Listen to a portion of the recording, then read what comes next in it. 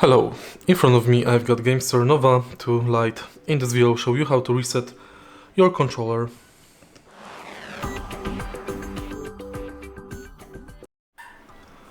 If you encounter unresponsive controller buttons, you can use a small object like SIM card tray opener or needle. Take a look at the back of your controller. Right here, under additional two buttons, we've got this hole. Insert it inside, press, you will hear click, and after a few seconds your controller should reset and turn on back.